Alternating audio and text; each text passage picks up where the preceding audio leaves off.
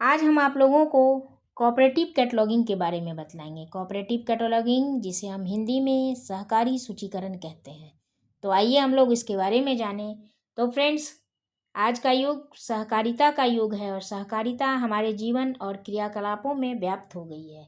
सहकारिता की भावना एक आवश्यक कार्यविधि बन गई है। सहकारिता का अर्थ है किसी काम को पारस्परिक सहयोग के साथ मिलजुल कर करना, जिसमें काम को करने में समय, धन और श्रम की बचत होती है। किसी दूसरे काम की तरह कैटलॉगिंग का काम भी सहकारी रूप में किया जा सकता है।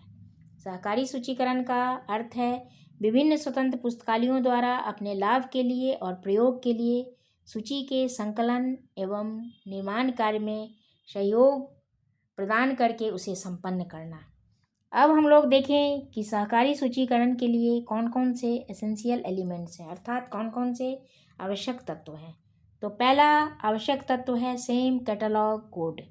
सहकारी सूचीकरण में भाग लेने वाले सभी पुस्तकालयों को एक ही कैटलॉग कोड का प्रयोग करना चाहिए।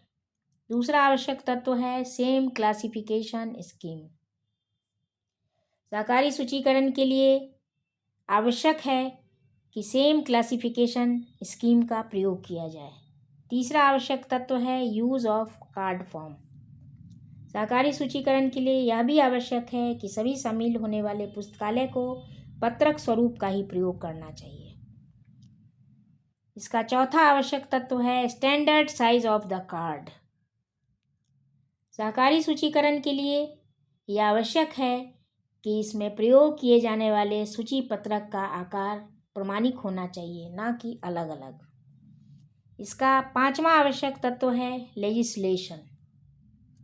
सहकारी सूचीकरण में सबसे महत्वपूर्ण समस्या सूचीकरण के लिए पुस्तकों को प्राप्त करने की होती है। इसके लिए कोई ऐसा प्रावधान आवश्यक है जिससे सभी पुस्तकें इस केंद्रीय संस्था को प्राप्त हो सके। यह काम सहकारी सूचीकरण में भाग लेने वाले पुस्तकालय को एक संवैधानिक नियम बनाकर करना चाहिए। इसका छठा एसेंशियल एलिमेंट्स है सेल्फ सपोर्टिंग।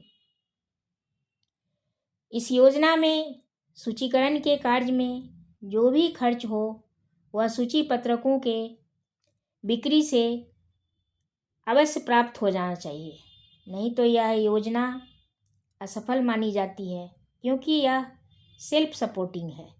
इसके लिए सरकार अलग से कोई भी धन उपलब्ध नहीं कराती है। तो फ्रेंड्स, यह हो गए कोऑपरेटिव कैटलॉगिंग के एसेंशियल एलिमेंट्स।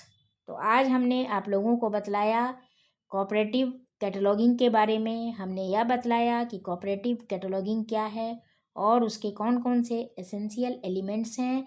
तो आज के वीडियो में बस इतना ही। Thank you.